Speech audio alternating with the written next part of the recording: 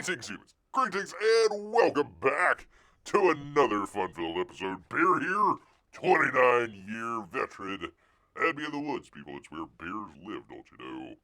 And 7 out of 8 TikTok women, they would agree they'd rather see a bear in the woods than a man in the woods. It's YouTube's #1 show. Buy a bear, your emotional support animal. Ready to go, people. I am ready to go. Back at it yet again for another great episode here. Barely live. You didn't get to check us out last night. We had a heck of a show with the old chat council. So if you got some time later on, not right now, we've got important things to talk about. But later on, go check it out. Some good fun stuff, people. Yes, indeed. Well, I am ready. I've been ready. Gosh dang it, I've been waiting here. Ready to go all day long. We got an interesting show for you people. We are not taking any prisoners tonight, people. We are going to be ripping off that bandage, and we're gonna go right at it, people. Gosh, I should probably just go ahead and do the campaign updates right now. Enough jibber jabber, bear. Get right to it, man. So, all right, let me do the thing with things. Saying hello to Amy and P Money. We can ride bears. Why didn't anyone tell P-Money that you could ride bears? Well, because it's dangerous, P-Money. That's why the guy has a coat of armor on. So, a little hard to get the Klaus through the coat of armor there. But, alright, let me get right to it here, people. Of course, go check out Gary Shipman. Titan Mouse of Might, Volume 3, My Asthma. Good stuff there from him, and also Uncle E here as well, if I can find it. There we go.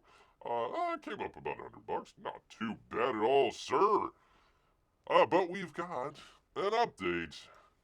That would be, people, from ya boy, Zach, a.k.a. Richard C. Meyer. He's got a mid-May update, people. He says, hi, everyone. Well, hello. Kenneth Lowe has turned in another batch, I was going to say final batch, of finished pages for Closer to Heaven, people. That's right, that would be the love story there between Bear and Taylor Swift, Closer to Heaven. He says thanks, and that's from Richard. So there you go, nice little, I would assume maybe watercolor? I'm assuming he's doing a little watercoloring there, so looks pretty good, ya boy. Kenneth Lowe as well. Good stuff out there if you're going to check it out. That is the Jawbreakers contingency. Jawbreakers, I want to say 5? 4? 5? I think we had 4, so I think this is 5. If Bear is keeping up. Everybody died in the second one, so I don't know how they can continue on. Maybe they're spirit animals that they come, haunt people or, scare people or something like that. I have no idea. But, need to get back on my, I just need to read, people. Essentially just read. Your boy making a comic about Katy Perry in space. Closer to Heaven, asked P-Money. Our problem is we brought Katy Perry back. That was the only downside to what happened. That and Gayle King, who apparently is out at CBS News here coming up in a couple months, so I guess she gets to go mooch off of Oprah again. I have no idea. No idea what's going on there. But yeah, that was the only downside to it. They brought the capsule back. Gosh dang it. Did we really need to? Did we really need to bring back Katy Perry after sending her into space? They didn't even go into space, honestly. They went up into the atmosphere and then came back down. That was it. You can do it in a balloon. It's not like that big of a deal.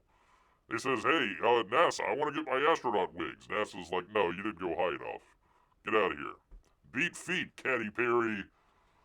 Beat feet, madam. Beat feet. So, all right.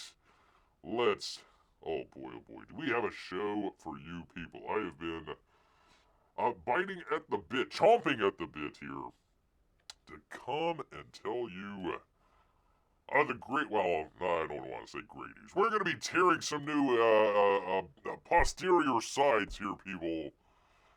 Going to be tearing some new ones out here, so let's jump right on into it. This is going to be a long one, people. I hope this doesn't bore people. Bear is going to do the best he can out here, because we gotta confront. We gotta confront some of this stuff and not necessarily push back, but just like push off the edge. It's like, okay, what's that scene in 300 where they just push the guy into the cliff?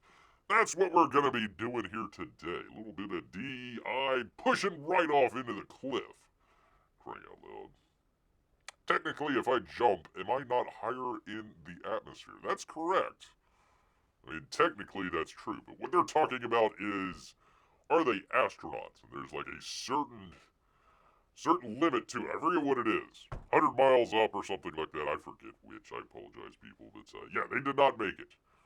They went up, and then if you believe what went on and possibly did not go on, they came back down, and that was that. They never even reached orbit. They just kind of went up and then came back down. So, yay, I guess. I don't know. Like I said, they should have just left them all up there. With dwindling oxygen supplies and a live stream of everything. That would have been Bear's dream. Bye-bye, Gil King. See you later. But that's not what happened, people. That's not what happened at all. All right, well, I have a very... It's not important story, but one of the things that Bear tries to tell people and cue people in on, basically trying to read the trades and read between the lines of what's going on out there. I was watching a video, gosh, I don't know, a week or so ago, Midnight's Edge. They were talking about the new The Batman that they think. They don't know if it's coming out or not, but The Batman that's coming, #2, apparently is not going to be happening. Apparently, the Penguin is done. There's not going to be a season 2 of that, so the Penguin is done. So possibly also the Batman 2 as well. But anyways, they were talking about that, and yada, yada, yada, you know, the other guy there, Tom Connors. You know, according to Tom Connors' sources, and I'm like, BS. Come on, man, get out of here. That guy, that bald-headed fool, he don't have no sources out there. He just reads the trades, kind of comes up with a couple plans out there, and kind of reads between the lines. Like, oh, okay, this might be what happens. My sources tell me this might be what happens. No, you don't. Get out of here. You don't have no sources. Crying out loud. Oh, my sources were wrong. No, you were wrong. Shut up. Anyways, deadline. How the industry is responding because they have the TDS to Trump's rollback. Not the United States, not the people of America and possibly Canada out here. How we're trying to roll back on DEI and say, the heave-ho out here. No, it's Trump's rollback, people. Trump's rollback. Tom Connor, you doubt the Tom Connor? I don't know who that is. He's like one half of Midnight's Edge. I like Andre. I think he's pretty good. Tom Connor's, not so much. He came up with Cord Sweat, which I liked. I'll steal that from him. I'll give him credit, but I'll steal that from him. Other than that, I mean, I'm sure he's a nice guy. Can read all this stuff, but it's like, come on. According to his sources, get out of here. Get out of here. You just read the trades, and you kind of figure out what's going on just by reading between the lines, people. How the industry is responding to Trump's rollback on diversity, equity, and inclusion. Let's just say DEI is alive and well in Hollywood, people. Well, please tell us more out here. That would be from Ted Johnson, Matthew Carey, and Destiny Jackson, people. It's a very long article here. We're going to get through it, people. I'm trying to make it as entertaining as Bear can. And gosh, dang it rubbed Bear the wrong way, people. Rubbed him definitely the wrong way. Ted Johnson, what a schmuck. What a total schmuck out here. I was looking through Deadline here. Here's another great article from the schmuck out here, Ted Johnson. Let's see, what is it? Donald Trump. They have freaking TDS like nobody's business. It says Comcast ought to be investigated after Peter Alexander asked the POTUS a question about Gunner gifting a $400 million jet. That's not what happened at all, you schmuck. Here's the headline. Donald Trump. It's like, okay, this guy out here asks a question and now he's going to be investigated. Oh my goodness. Well, let's go to. Well, hold on. Let's go through this. Let's see. 1, 2, 3, 4, 5, 6, 7, 8, 9, 10. All the way at the end at 11 paragraphs, you get one sentence on what was actually happening here at his Oval Office meeting with Raposa, South African president. Trump showed a video which he said backed up his claims that white South Africans were victims of mass killings. That should have been the frickin' headline. Ted Johnson, you schmuck. And of course they have to add that and then put in the rebuttal. They couldn't, like, okay, nowhere in here is there a video of what happened that people can go and check out. According to FactCheck.org, description situation as a genocide is a mischaracterization of the term. I mean, really, he should have said mass killing instead of genocide. I mean, really, come on, it's a very technical term, don't you know? And, oh, God, FactCheck.org. We know, we are the fact checkers out here. We know what's going on. Well, let's go. Let's go to the tape, people, because Beer has that right here. Let's check it out. Oh, hold on. I gotta do the thing with the thing. 1 second here. So you people can hear what's going on. 1 second here. Let's go to. That'd be the tape, people. Let's do it here. Let's go ahead. Here is the tape. They just got done showing. That's 25 minutes into it. They just got done showing all of the video of all of the, quote, mass killing / genocide that's happening in South Africa. And here is the very important question that apparently, what's his face? What's the stupid guy's name? Ted Johnson doesn't want you to know. So let's go. Tail of the tape. Let's check it out here. If I can do it here. 1 second. Think with the thing for crying out loud. Oh, I gotta turn up the volume too. That would help. Here we go. All right, here we go. They're all white farmers. The family of white farmers. And those cars aren't driving. They're stopped there to pay respects to their family member who was killed. And it's a terrible sight. I've never seen anything like it. Both sides of the road, you have crosses.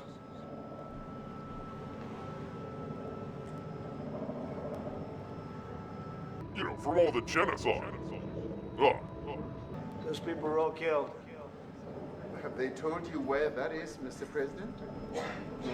No, I'd like to know where that is, because this I've never It's seen. in your country, buddy. I don't. Okay. I mean, it's in South Africa. That's Pretty much. We need to find out.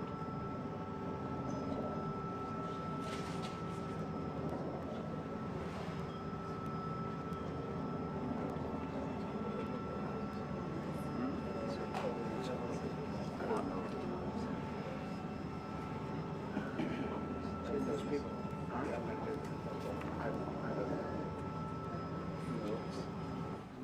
Okay. Mr. President, the Pentagon announced that it would be accepting a Qatari jet to be used as Air Force One. What are you talking about? They just showed freaking genocide. And what's the first question that this guy asked? Oh, hey, what about a jet? Let's see what the answer is. You know, what are you talking about? You know, you to get out of here. What does this have to do with the Qatari jet? They're giving the United States Air Force a jet, okay? And it's a great thing. We're talking about a lot of other things. It's NBC trying to get off the subject of what you just saw. You are a real, you're a terrible reporter. Number one, you don't have what it takes to be a reporter. You're not smart enough. But for you to go into a subject about a jet that was given to the United States Air Force, which is a very nice thing, they also gave $5.1 trillion worth of investment in addition to the jet. Go back, you ought to go back to your studio at NBC, because Brian Roberts and the people that run that place, they ought to be investigated. They are so terrible the way you run that network, and you're a disgrace. No more questions from you. Go ahead. Go ahead, talk about that. His name is Peter something. He's a terrible reporter. Quiet, quiet, quiet.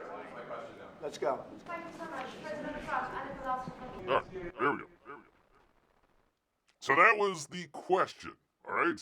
There was the question and answer back and forth. And here you have, where is it here? Hold on one second. There we go. Here you have Ted Johnson with his Johnson hanging out, trying to say, oh, well, you know, Comcast ought to be investigated to prevent the executor as per this question about Qatar's gifting of $400 million jet. No, they're talking about freaking genocide in South Africa, you moron. So this guy, Ted Johnson, helping out the cause here. By the way, if you ever want to send an email to Ted Johnson, that'd be T Johnson at deadline.com. T Johnson at deadline.com. Ted Johnson joined Deadline 2020 is based in Washington, D.C., where he covers politics for a website that basically covers Hollywood. He was a contributor to publications such as Politico, which got a whole bunch of money from USAID. So anyways, there is Ted Johnson. That's what a schmuck Ted Johnson is. So you can kind of figure that out as we go through the article here. That would be DEI. Not to be confused with genocide. DEI, not DIE. Just outside the Motion Picture Association in Washington, D.C., the streetwide 2-block letters that spelled out Black Lives Matter have been removed. The disappearance of the streetscape, put in place following the George Floyd protest, very peaceful, by the way, in 2020, is indicative of what's happening in Trump 2.0. An all-out war. That looked like an all-out war, right? He told the reporter to go shove it, right? You know, it's not like South Africa where they just throw the opponents in jail, or worse. No, it's an all-out war, of course. On diversity, equity, and inclusion programs in the government and outside of it. Hollywood has a varied response, with some entertainment figures speaking out, while other studios and their corporate parents have tried to lay low. Which, by the way, they're trying to put... Again, this is why you try to read between the lines with this stuff. Why are they laying low? Come on, shouldn't you speak out? Large corporate parents out there, says Ted Johnson and his Johnson. But there's quite a contrast between pre- and post-Trump. Universal's Wicked, which premiered in November, is still promoted on Comcast's corporate page for its DEI, including lead character who uses a wheelchair. Really? The bald-headed lady, she's in a wheelchair? I had no idea. By contrast, the March release of Snow White with Rachel Zegler, why do they have to include a Latina actress? Unless that was the complaint in the first place. You could have just said Rachel Zegler. I don't care if she's Latina or not. Let's put in the lead, put Disney in a bit of a crisis mode amid a loud and emboldened right-wing casting backlash, which Bear was not a part of, and I got a lot of complaints because I said, you know, that Rachel Zegler, she might be right. The first weekend opening of Snow White, when she said weird, in referring to the movie made 80 years ago and why audiences made up of her generation and her gender might not go to the movie. I think she was right about that. Under Trump, the backlash has morphed into one with regulatory implications. The president's appointee to lead the FCC has launched investigations into the so-called, they can't even say, and then they put scare quotes, for crying out loud. He says taking letters off the street. Yeah, that sounds like a war to Democrats. Probably. So-called scare quotes discriminatory DI practices of Comcast and Disney. They're not so-called, and they are discriminatory because they actually came out with their DEI stuff before they scrubbed their websites to say that they were going to be hiring a certain percentage of non-white, trans, gay, female, whatever the case may be, as long as you're not a white male, you're coming over to Comcast, you're coming over to Disney. We've got quotas out there, which are, by the way, illegal, people. I'm all suggesting that he would move to block planned mergers of companies still engaged in the practices. Donald Trump, you're a wussy. We need to stop the blocked planned mergers of companies and start breaking them up. That's what I would say. Old TR, Teddy Roosevelt would agree with old Bear here. Break them up. Not just her gender, basically every gender did want to go see Snow White. Yeah, because why? Like, why, right? Why would you want to go see Snow White? You can go see the actual beautiful movie back in the 1930s. It did a great job. What added to the new live-action movie? What was added to it other than a Latina actress playing was she German or was she like Switzerland? I forget. Snow White out there, supposed to be. In recent months, Warner Brothers Discovery, Paramount Global, and Disney have altered policies. In the case of Warner Brothers Discovery, they ended participation in third-party surveys, while Disney ended a Reimagine Tomorrow initiative. No, they didn't. They just renamed Reimagine Tomorrow. That's all that they did. They just renamed it.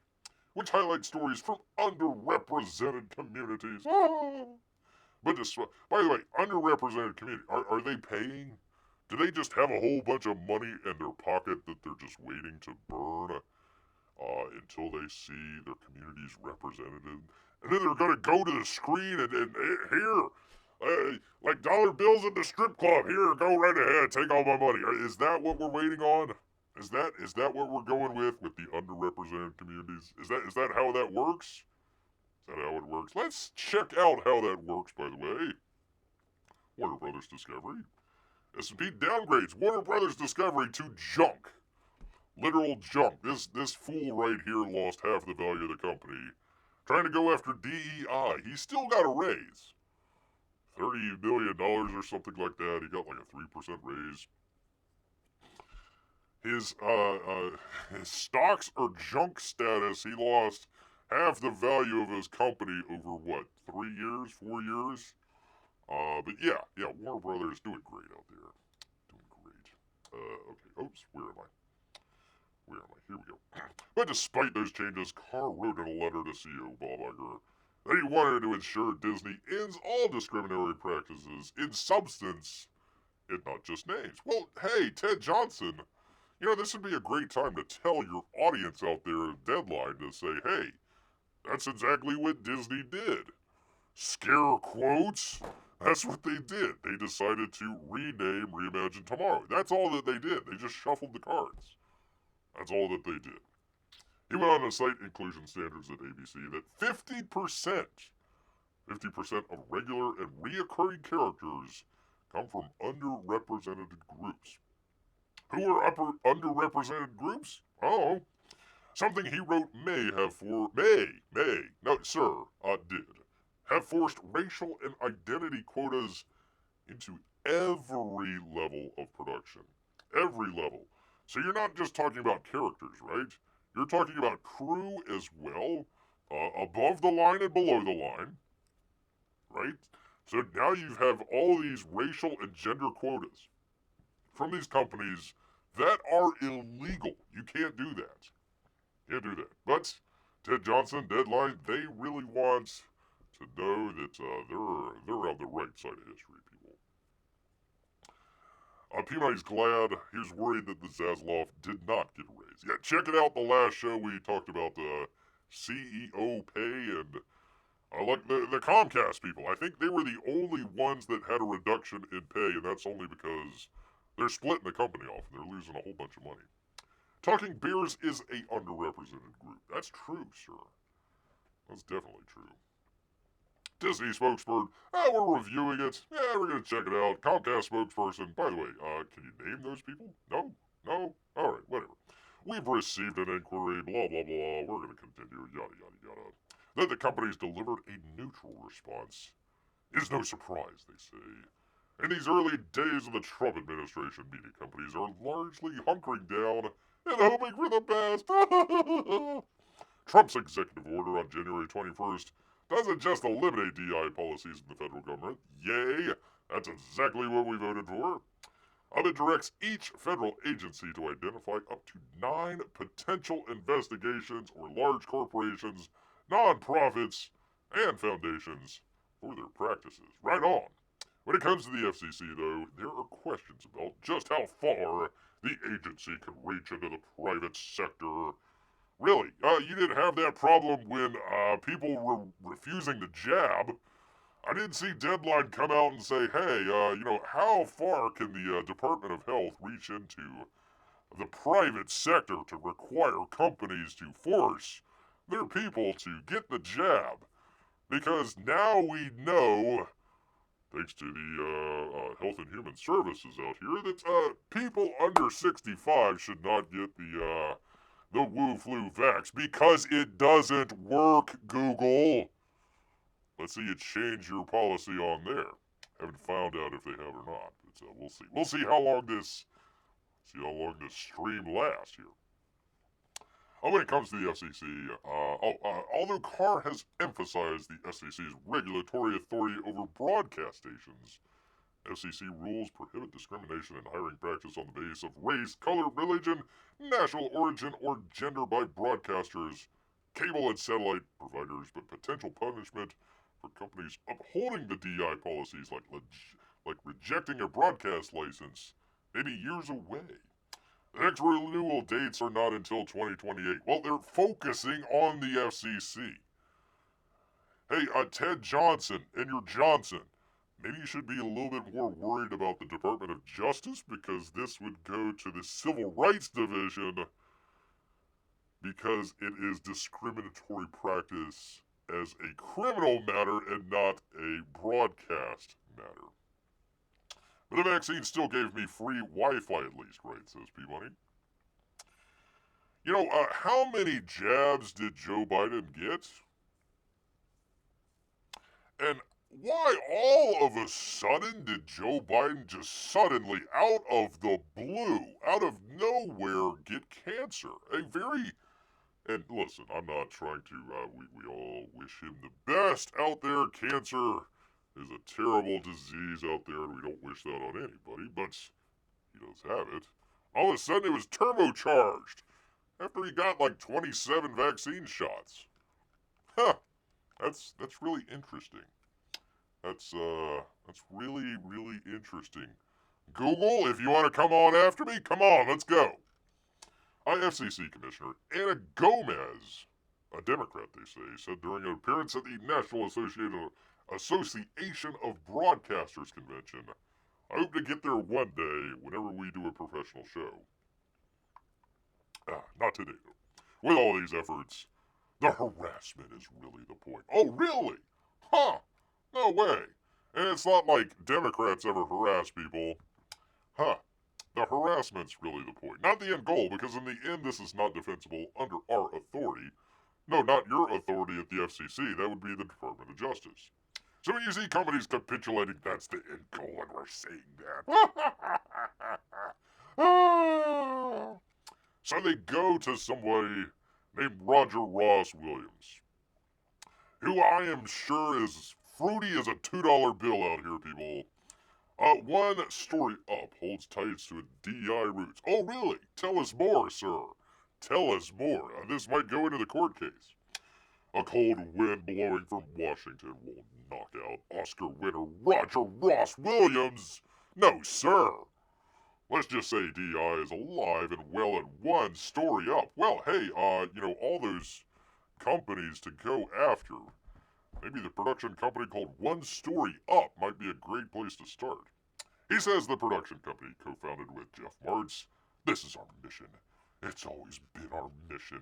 It will always give opportunity to people from marginalized communities and outsiders.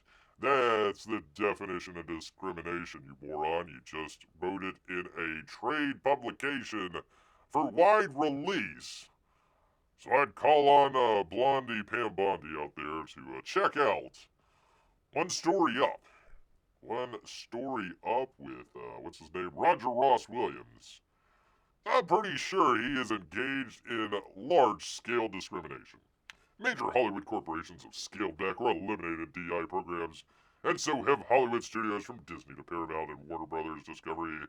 But Williams says he's still seeking diverse talent. Well, good for you, sir. I searched them out, he comments. It's not so hard to find people who've not been offered opportunities. They're actually everywhere. What? No way! No, you mean the town that was founded on no, on saying no.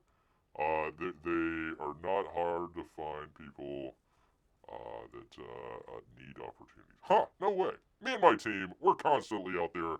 I go to festivals, I watch shorts. There's so many places to go and find young talent.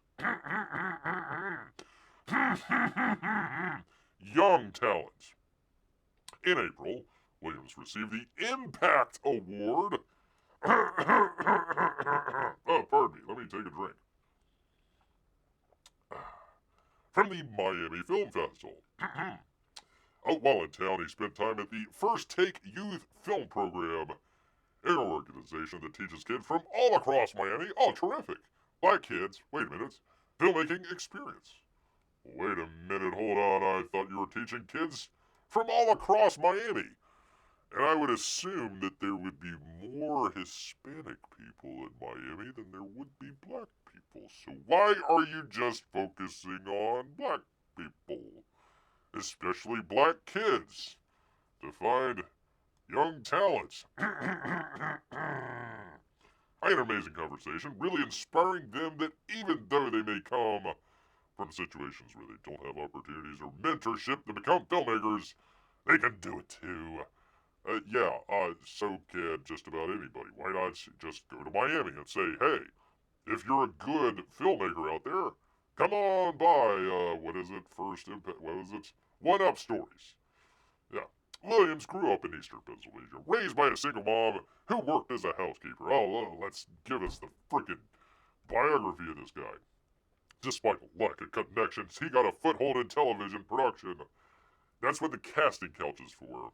In 2010, he became the first African-American director to win an Oscar for a short documentary, Music by Prudence. How many of us in the chat have heard of the Oscar-winning documentary Music by Prudence? Anybody want to raise your hand? Anybody? Music by Prudence. Music by Prudence, people. Could have anything to do with Hispanics more and more voting for Trump. You could also say that about the black community as well. Our chat does not reflect or endorse any cancer opinions from Talking Bears. We still follow our Google overlords. Says, member in good standing, paid money out here. Here in his second Oscar nomination for his 2016 documentary feature, Life Animated. Boy, I remember that movie. It's a great... I'd never even seen that. Last year, Stamped from the Beginning, his documentary based on the book by Ibrahim X. Kendi, earned an Emmy nomination. Ibrahim X. Kendi is a race hustler of the highest degree. Even Al Sharpton probably looks up to that guy. Says, wow, that X. Kendi... I forget his actual name. That's not his actual name. He just came up with the X part. I'm gonna be cool, man. I'm gonna put X in my name. The year before, the 1619 Project. What? No way. His series based on the Nicole Hannah Johnson's Pulitzer Prize. By the way, Pulitzer, you probably should get that back. Winning work, won an Emmy. What? No way. Last year it won an Emmy for the 1619 Project? Huh. Wow, how did that happen? I've heard of Music by Prudence, says B-Money, just 2 seconds ago when you mentioned it. Stamped in the 1619 Project earned acclaim for dissecting structural racism and examining the foundation. Which, by the way, okay, first off, I suppose you just literally have to be insane if you're a liberal out there, because you have to have two competing things in your mind, and they both have to be true at the same time to be legit. Otherwise, you would go legitimately insane. So, this fella became the first African-American director to win an Oscar. Got another Oscar nomination a couple years ago has won an Emmy and also a Pulitzer Prize winner as well. Okay, so we got all that stuff, but at the same time, there's structural racism that's trying to hold him down. Okay, how did that work? How did that work? How did he go win those awards when he was being held down at the same time? That's really a struggle, people. And examining the foundational contributions of African Americans to the nation's economic prosperity and artistic riches. Other than you, sir, I don't know any of your films, and it's not very rich at all. The film and the series were so incisive, in fact, that they played a key role in triggering the defensive anti-DIY backlash or blacklash, either or. Wow, what a great job, sir. Great job. I put out the 1619 project. I won my Pulitzer Prize. And then, because of that, because we're so structurally racist, we allowed you to get all of those awards. And then afterwards, we proceed with the backlash. That's how it works. Yeah, it totally makes sense. Oh, I see. You're right, Peabody. He only won one Emmy. He needed to win 5 to escape the structural racism. We're looking at the pendulum swing, but there will be resistance to that, he affirms. The pendulum will swing back the other way, so this isn't permanent. What's happening? Hey, Williams, you complete moron. You're using a pendulum as your analogy here. So yes, the pendulum swings one way. And you think, oh, well, all I gotta do is just wait some time, wait it out, and that pendulum will swing back the other way where I'm at. And that's where the pendulum will stay. No, it won't. You used it in your old analogy. It's gonna swing back the other way, you moron. Ah, crying out loud. So that was that guy. Asia Chang Chang. Oh, pardon me. Chai Chang. Aisha Chai Chang. And the fight for inclusive means thinking outside the box, people. Here's how you think outside the box. There's no box. As the founder and CEO of Love My Productions, and if not, apparently you're racist, a company dedicated to champion films made with or by disabled creatives, Asia Chang Chang is working to make the industry more inclusive. More inclusive? More? How much more inclusive do we need to be? Oh, for crying out loud. Man, I thought we were inclusive enough, but nope, we need to make it more inclusive. It's never enough, people. The company says was born out of the idea of supporting other disabled filmmakers. Okay, not bad. I guess. Maybe. Sure, why not? However, they say... However, as a first-generation Afro-Latina Caribbean... What? Hold on, people. As a first-generation... Let's count the ways here. Afro... Okay, Latina, and Caribbean, Asian, okay, am I up to 6 now? Afro, Latina, Caribbean, Asian, American, 5, I'm taking away the American, it's just 4. Wouldn't Caribbean cover the Afro-Latina parts? Didn't you just say you're Caribbean Asian? How does that work? Man, holy cow, that's a long boat ride. Afro, Latina, Caribbean, Asian, American. That is oh, wow. Okay, anyways. She also ran into intersectionality roadblock. What? As an Afro, Latina, Caribbean, Asian American lady, and a cripple as well? Oh, for crying out loud. Oh, God, I said cripple. Oh, my God. Pardon me, people. Pardon me. He gets around at least, says Peabody. That's true.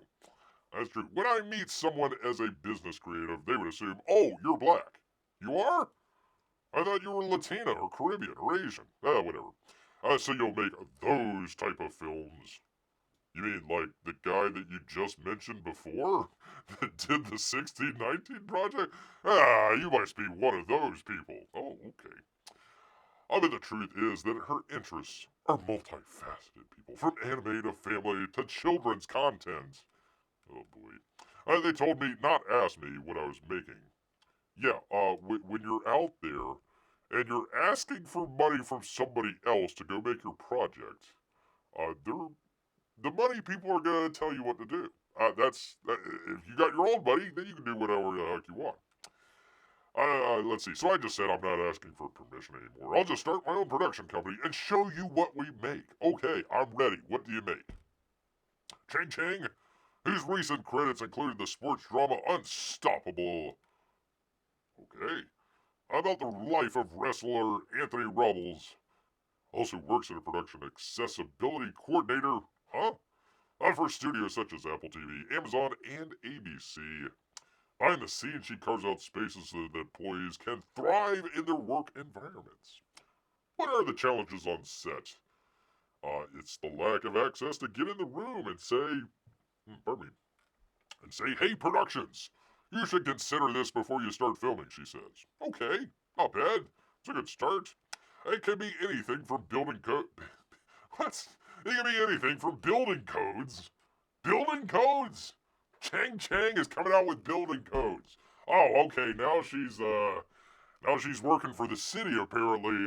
Okay, well, your set really isn't up to the building codes that we have here. We need to change that out to map systems. Map systems, okay. And using dark mode for... What? Okay, we need to use dark mode for documents. Can't you do that already? Are communicating properly when a location like craft services has changed to a farther walk. And you have people with limb differences, wheelchair users, or people like me with respiratory disabilities. The horror! The horror! Oh my god! Oh, the burden that you must hold on to, Chang Chang out there. She really has that burden of like, oh my god, where are craft services today? I need to feed my gullet. Oh my god, craft services. Oh my. I hope the shrimp cocktail, I hope they have enough shrimp cocktail before it runs out. I don't want to see all the people from, the sound department eating all the shrimp cocktail. When the craft services is like a block and a half away. Oh, the horror. The horror of craft services. Why? Chang Chang, I tell you. During the DEI backslide, how is Chang Chang navigating growing viewers in the industry? We're all asking ourselves. I'm proud to see what we've been able to produce. What have you produced? We have projects that are studio funded. Wait, so you where is it? I'm not asking permission anymore. No, sir. No way. By the way, studio, can you help us out, please? I need to be able to film my Unstoppable about wrestler guy and be able to get your craft services by a golf cart. Yeah, there you go. She says everybody always treated disability like it's a bad word. But weirdly, I think the conversation about taking away policies. By the way, just for a second, everybody, okay, everyone, okay, that's a really wide angle there, everyone, always, okay, treat disability like a bad word. Okay, so you are in Hollywood. You're there in Hollywood, and you're at the film production set or whatever.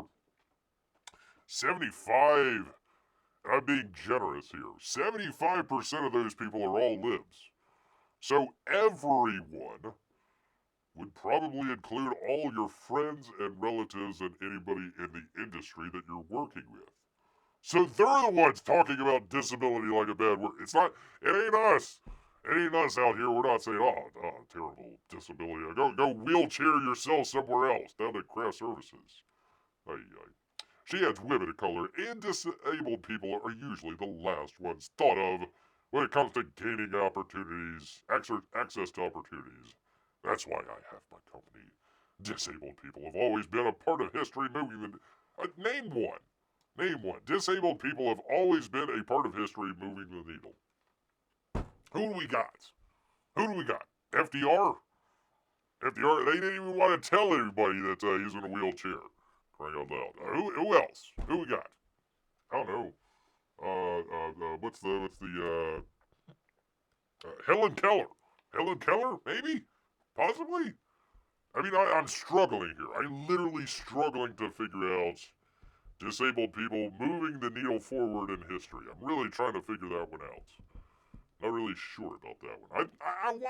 I wanna say you're just making stuff up. I'm not gonna pretend these challenges weren't discouraging at first, but I'm choosing to stay encouraged about the future. By the way, the people that are discouraging you are the people that you hang out with and are politically aligned with you. Even if studios say they aren't doing it anymore, we've always been independent and found ways to get our voices heard by yelling as loud as we can. Isn't that like getting upset for treating cancer like a bad word? It could be. I mean, really. I mean, these people are emotionally unstable, P-Money. Literally, emotionally, they can't handle it. They can't. Ted Johnson, come on, the Bears channel. Come on, man, if you want to defend your reportage out here. Beer will be here to tear you. I'll tear you another bunghole, Ted. No worries, man. No worries at all. Ashley Eakin, the DGA, that'd be the Directors Guild Association. Disability Alt Co-Chair. Wow, that's a mouthful. Fosters hope for the future of accessible filmmaking, people. Boy, it really seems like you went from Black Lives Matter to disabled people awfully quickly. Awfully quickly here. Between polishing scripts and holding fort on the set. Holding fort on this... What? Is somebody invading the set? What are you doing? Are you up there on the watchtower with a bow and arrow trying to take out... are you dumping the hot oil onto the Visigoths, trying to, like, overrun the sets? Is that what you're doing? Polishing a script. You're adding a couple lines, lady. That's it. Holding the fort on set. Give me a break. Writer-director Ashley Eakin also serves as an alt co-chair. DGA Disability Community started in 2022, after fellow directors wrote a letter of support in creating an official group. DGA President Leslie LINK-o...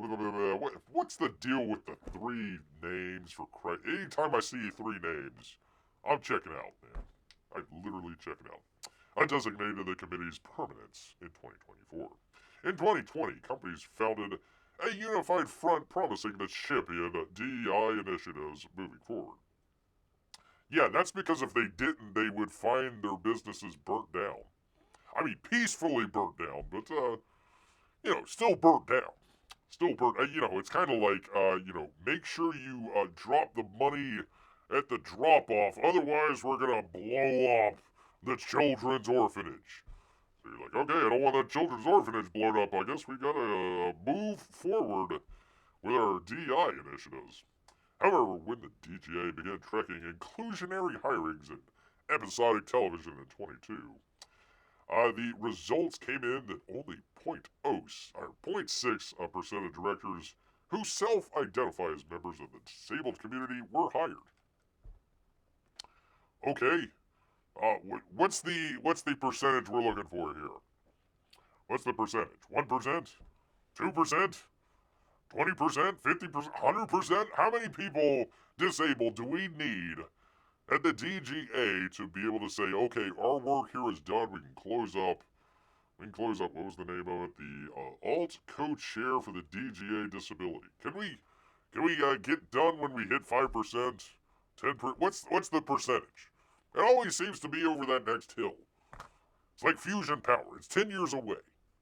10 years away. And we'll get there eventually. Well, we're 10 years late. Well, it's another 10 years. Born with a rare bone disease. Who cares? Incan understood the importance of accessibility in her career. DEI opened the door for me, absolutely. I thought women didn't want doors open for them. People realized that disability stories were told without disabled people. They wanted more authentic. By the way, okay, which means that you're a good writer and you might not be disabled, but you're interested to find out what makes people like that tick and what makes them different, and putting that into your writing makes you a better and smarter writer. I don't care if you're holding down the fort or not.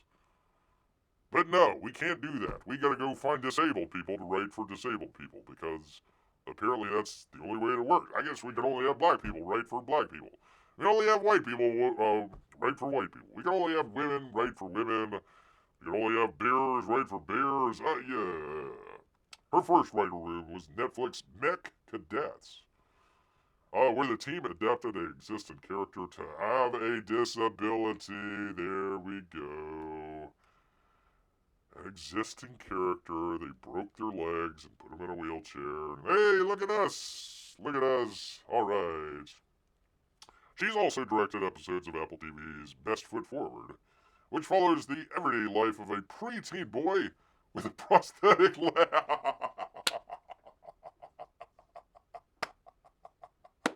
You can't make this up, people. I can't make this up. Ted Johnson, you moron. Your best foot forward. Is it the good foot or is it the prosthetic foot? Which one is it? Why are we looking at preteen boys, by the way? But that's another subject. Really, best foot forward. Which foot would that be? She attributes these authentic and inclusive experiences working with actors and crews with disabilities as the reason she ended up joining the DGA. Really? That's why? Not because it's a guild and you need that to help your career moving forward. Guild helps the guild, so you join the guild to be able to, get more directing gigs, or, they would be writing gigs at the DGA, but you get the idea. More gigs?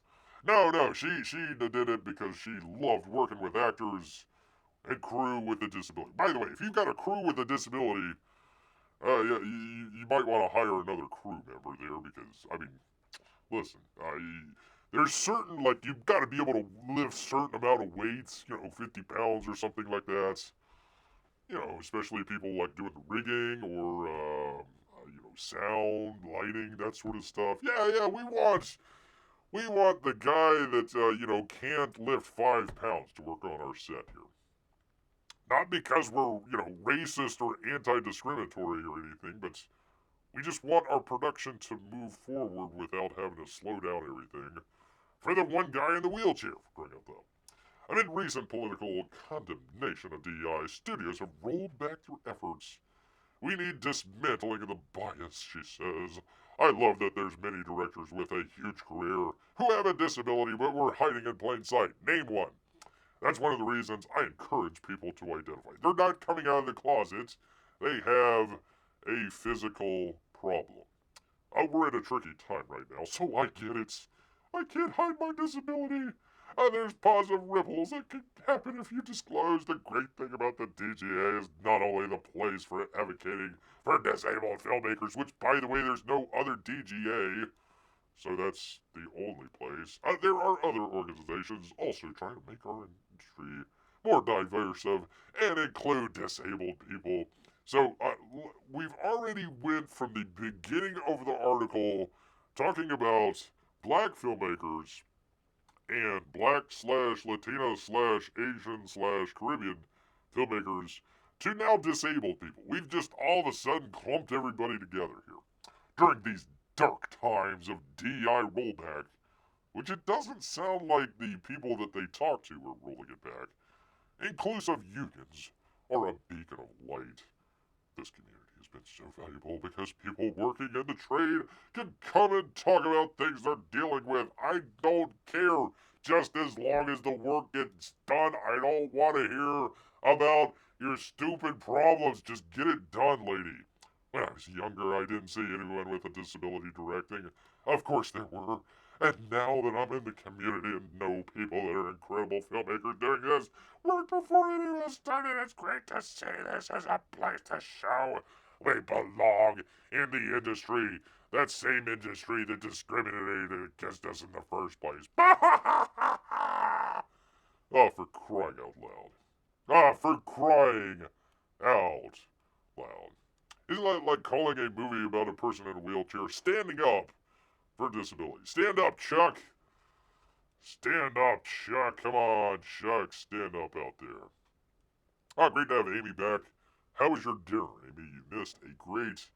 I literally had one story. I talked about the same story for almost an hour here, Amy. It's quite incredible.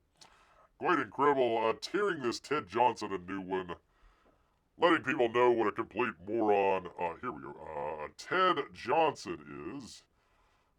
Here at Deadline. If you want to email him, that would be tjohnson@deadline.com. Deadline.com. Or Ted Stew on Twitter. Ted Stew. Why is it Ted Stew? Should it be Ted John?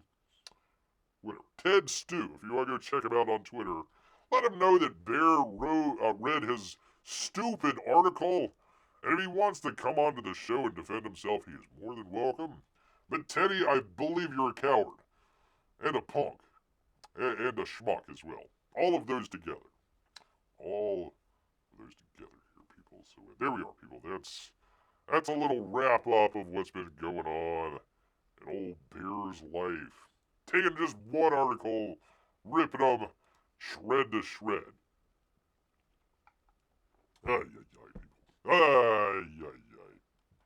All right, folks. Complete, if I may. Stu is not bear approved. Oh, my goodness. All right. Literally shifting gears here, people. Literally shifting gears. We have. It is Memorial Day weekend coming up, and we got the Indy 500. But, folks, there's going to be a little bit extra at the Indy 500 this year. From the drive, Ronan Glone, whatever. 6 people, not 1, not 2, not 3, not 4, not 5, but 6 Wienermobiles of the Oscar Mayer Wienermobile are going to race for glory this weekend at the Indy Motor Speedway. This coming up Friday, people. Coming up Friday. Let's check it out here. Here we go. Here are our Wienermobiles at the starting line, ready to go. I forget about Formula 1, the Dakar Rally, or the 24 Hours of Le Mans.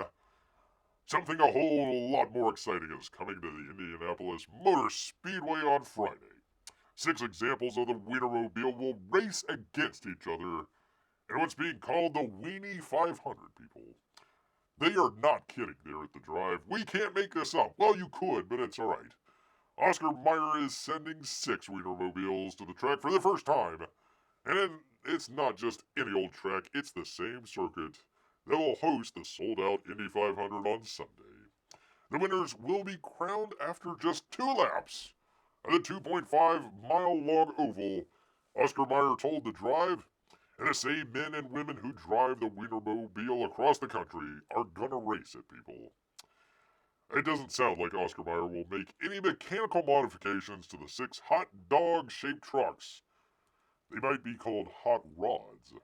Before letting them loose on the track, so don't expect to see a record-breaking speeds or hear Formula 1-like exhaust sounds. But they learned that the power comes from a Chevrolet-sourced V8 engine, and that the 27-foot-long, 11-foot-tall body hides a similar frame to something you'd find in a UPS truck. Each Wienermobile will represent different regions' hot dogs.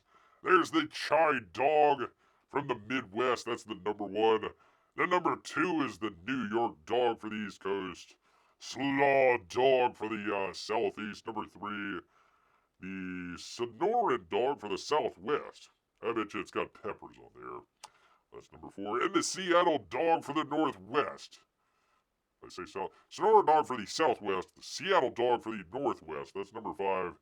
And last, but sure as hell not least, that would be the Chili Dog from South. Just the South. Okay, number 6.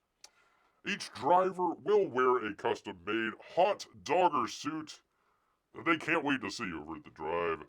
But which dog will win without any lapse times from practice or qualifying, it's hard to tell. But either way, the winner will drink the winner's ketchup, people. God dang it. Roland Glone. We don't put no ketchup on no hot dogs out here. Not where beer's coming from. Looks like the wieners are riding bananas. No, that's just a really small bun. You know, you wanna emphasize the you wanna emphasize the wiener, Peabody. You wanna make sure you have a really big wiener to show people. And people will see the bun, but they really want to see the big wiener. I mean, really, when it's going around the track. I mean, going around the track. So I guess I got to put in for number 3, right? The slow dog. Come on, number 3. Come on, purple. Let's go. Let's win that race, baby. Let's win the Wienermobile Race this coming up Friday. P-Money's got a lot of money riding on the one on the left. The number 1? Is that what you're going for, P-Money? The number 1? Okay, sir. We'll go for that. I'm going to go for number 3. We'll see what Amy goes for, but there you go, people. There is your Wienermobile racing story of the day, people. Of the day. Not too many broadcasters out there can be a professional show where they go from DEI initiatives in Hollywood to Wienermobile racing at the Indy 500, people. But that's the kind of show that we got here, people. That's the kind of show that we got. That's right, people. All right, well, I've got a very important question for all of you out there. When do you shower? Not that I care. I'm not going to be peeking in the window or anything like that, but it's almost like putting ketchup on a hot dog, yes or no. This is the question that may break the internet. Do you shower in the morning? Or do you shower in the evening, people? I'm from the New York Post. A Mackenzie Beard. Should you shower in the morning or in the evening? A microbiologist has the correct answer out here. Are you a sunrise soaper? Oh, I should probably take that off of the Wienermobile. That might get the wrong impression for people out here. Are you a sunrise soaper or a bedtime bather? P-Money is neither. He is a bubble bath aficionado, apparently. It is the ultimate hygiene debate in America. 2022 Sleep Foundation survey found that 42% of adults start their day with a refreshing rinse, while 25% wait to wash before hitting the hay. Wait a second. 42%. 25%. I'm not supposed to do math on the show, people, but I do believe that's slightly less than 100%. Slightly less. Where there's other, I guess the other people just don't take a shower. I guess they're in a bubble bath, people. I guess you got your old Cordray out there. But according to Dr. Primrose Freestone, a senior lecturer in clinical microbiology at the UK's University of Leicester, there's a clear answer, people. In this slippery showdown when it comes to keeping bacteria, dust, mites, and other welcome bedfellows at bay. But first, they say, what are the benefits of showering? Showering is an essential part of any good hygiene. With 2/3 of Americans making it a daily habit. I guess that's where the other, third or a quarter has disappeared from. When you shower, you're washing away dirt, sweat, and dead skin cells that naturally accumulate on your body, and also singing as well. This is crucial for staying clean and stopping the buildup of bacteria, which can lead to infectious and P-Money body odor, sir. Body odor. Regular showers also keep your pores clean, reduce the chance of breakouts and other skin issues. Experts say that bathing can do wonders for your mental health too. Showering can help reduce stress, anxiety, and depression by releasing mood-boosting hormones, easing muscle tension, and calming the nervous system. That's right. It also helps you think. I'm always in the shower contemplating. You try to take 2 or 3 showers a day, and I always try to contemplate, the water crisis that we have. But let's be honest, they say, feeling cleaned and well-groomed can provide a confidence boost, helping enhance overall self-esteem. Why did Bear specify my body odor? Morning shower loyalists swear it's the best way to wake up and start the day squeaky clean, I agree. while nighttime devotees arguing that scrubbing off the day's dirt and grime is key to winding down before bed. But there's a surprise player in this debate, and that's your sheets. I was gonna. Woo! That's why Bear is a professional. Your sheets. Your sheets. According to Freestone, your body and hair pick up a mixture of pollutants, allergens, sweat, and oil throughout the day, which feed bacteria that can disrupt your skin's natural microbiome. Ooh. Night showers argue that rinsing off before bed helps remove all that buildup before it ends up in your sheets. But Freestone warns that you'll still sweat overnight no matter how cool your bedroom is. Your skin microbes will then eat the nutrients in that sweat.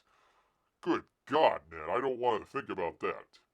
That means by the morning you'll both have deposited microbes onto your bed sheets, and you'll probably wake up with some B.O., P-Money, some body odor.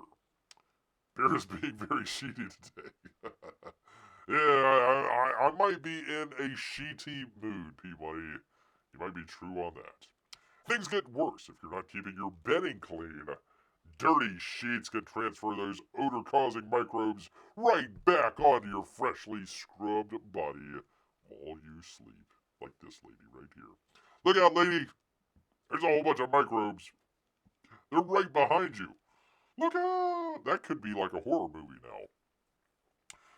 You think you going to bed all clean, but little do you know, there's microbes eating your skin. Dun dun dun dun dun.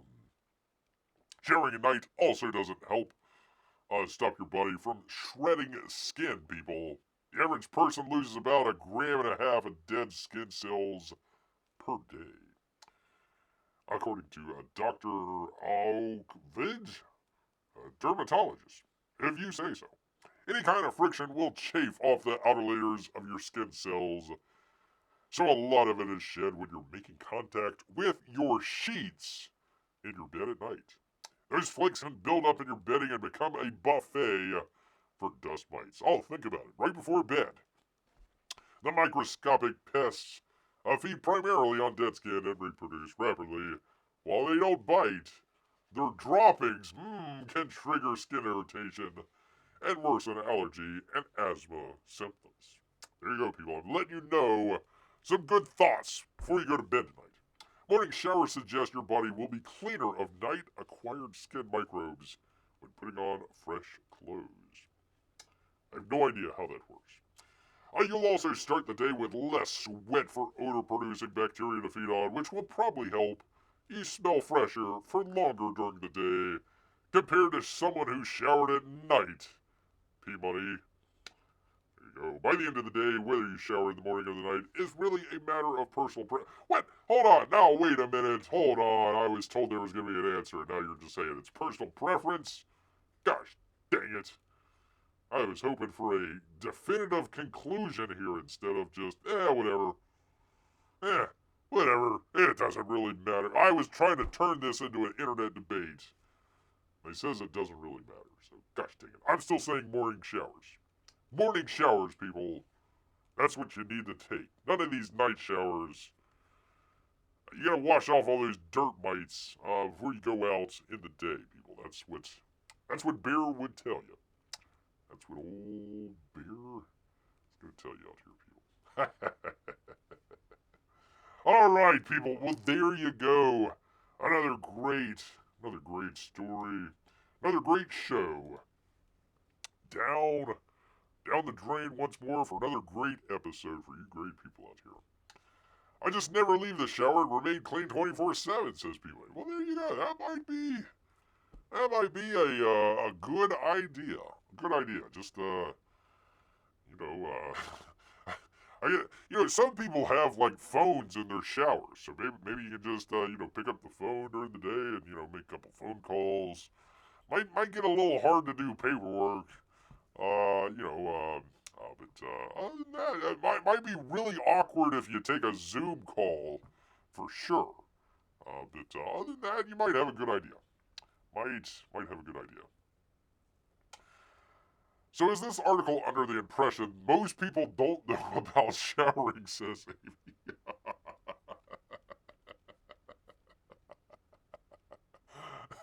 Lowest common denominator, Amy. You know, you got to go to the base level of whatever your readership is, just to make sure that they know that. Hey, you know, you should probably take a shower at least once a day, P-Money. Out here, so yeah, maybe there are some people, either readers or viewers of this channel that might not be so thorough in their cleaning habits out here. So maybe they might need a friendly reminder, just a friendly reminder out there to, you know, hey, scrub off, you know, more than just like once a week out here. You know, come on, for the rest of us people. That's why Bear just jumps in the river. I'm fine after that. No more mites, anything. Nothing like that. Nothing like that at all. So when are the armored knights riding bears going to be on Civilization? That's a great question. I felt like Harriet Tubman was riding some bear knights the other night. They were tough, man. They were definitely tough. What has my wife been DMing Bear about? It has nothing to do with your body odor, P-Money. Nothing at all, sir. I'm sure P-Money has the best of smells out there. I'm trying to say this without being weird, P-Money, but there you go. The best of smells, people. The best. Oh, boy, oh, boy. Well, literally, we had 3 stories. Well, you could say 4 with the Trump at the news conference out here. But oh, which, by the way, let me go ahead. Let me add that to it in case you want to happen to check it out. I will try and put it in the description for later on. But there you go. There is the... I would suggest people watch the full thing. Don't just watch the clips. You'll get a little bit better idea of what's going on. But yeah, there you go. That was that Ted Johnson... Oh, how dare Trump go after that reporter when he's just asking a question about a jet? Yeah, when they're talking about frickin' genocide. You know, hey, FDR, you know, we have clear proof over there in Germany that they're doing some bad things to those Jewish folks, but, hey, you know, you might be getting a DC-3 in a couple years, so what's up with that, huh? Crying out loud. Ay, people. Can't stand it. So anyways, just read through the lines, in between the lines, whenever you're reading. Some of these trades out here, you don't have to have sources like the great Tom Connor out here with all these Hollywood sources. All you gotta do is just check out a couple trades and kind of read between the lines, figure out what's going on. Oh, shoot, I did not have my Penguin story, but they're apparently canceling the Penguin. It's only gonna be a one-season, one-off, one-season thing. So, as Bear has said before, keep an eye out for that stuff. Keep an eye out. Yes, thank you, P-Money. Thank you so much. Definitely check out. It was a long one, but it was definitely fun. I gotta say, I was like about a quarter, halfway through. I was a little bit worried. Once we had the army, I moved the army up without putting any defenders in front of them, and that was just dumb, and the army got damaged. The other guys over at the North Pole, I was worried they were going to get defeated, and then it looked like Rome was going to come up through the center there and start attacking Taruga. I was like, okay, I really got a situation here. This could go pear-shaped really quick. I might not have, you might not have caught on with Bear, but I was like, oh crap, I'm trying to expand my empire and not get taken down a peg or two by Harriet Tubman. So, yeah, that was definitely it was fun at the very end. That's why Bear was cheering, spoiler alert, when we conquered the cities. So, I was like, yeah, right on. That was like winning a race. Like, whew, thank goodness. I didn't know if I was going to be able to do that or not. So, yeah, come on over. People are going to do warfare against Harriet Tubman, and then I'm the one that gets beat. That'd be kind of bad. That would make Bear not feel very well. Not feel very well at all about that. But, there we go. I just showed my wife the catapult because it just looks like it bounces off. Yeah, when it hit that, what was it, the knight? I was like, okay, we're going to take care of this knight with this catapult. It's like the strongest ranged unit that we have so far in the game. Doink! Just bounced right off. Doink! Like, oh, okay, terrific. Oh, thanks. Yeah, they got a lot to work on that game. They've got a lot of bugs to fix. I'm just having fun with it. I know a lot of people might have tuned out after the first month or so with all the bugs and all the issues and all just the craziness. I just wanted to see how woke it was. Sort of, kind of woke, I guess. It's just not a very...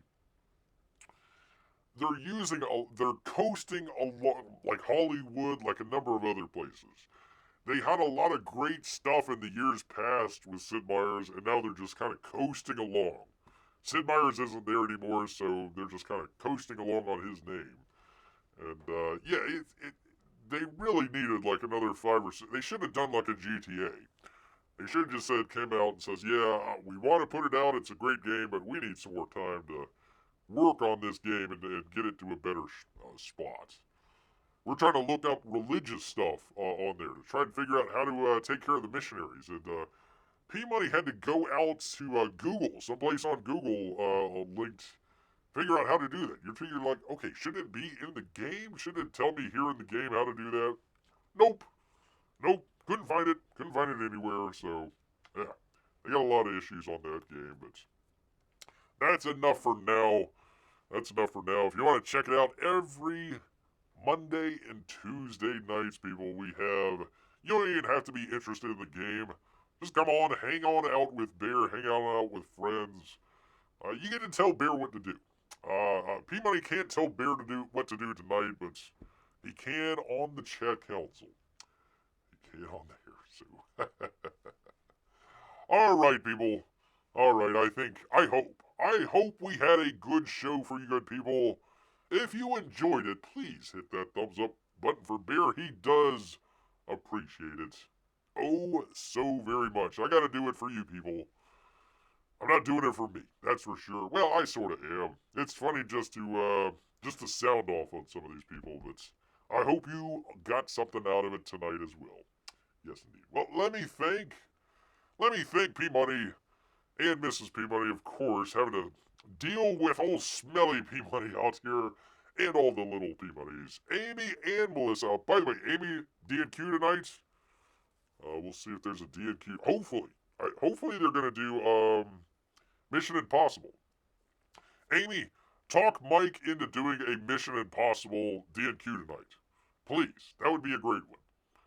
That'd be a great one. But anyways, thank you, Amy. Thank you, Melissa. Thank all of our Russian bots and lurkers. I haven't heard from them. Well, you tell them Bear told you. Tell them Bear told you that they should probably do a Mission Impossible. That'd be a good one for tonight. Oh, and also tell Kevin thanks. I sent him an email and he responded back. But if you happen to see him on the show tonight, if they do a show tonight, tell Kevin thank you so much. Appreciate that. Yeah, there you go. Thank you, Amy. Thank you so much. Thank you so much. Anyways, Russian bots, lurkers galore. We appreciate each and every one of you. But you know what, people? All this talk about racing Oscar Mayer Wienermobiles has made Bear hungry. So he's going to head back into the woods. So, until next time. Grrr. Not your room.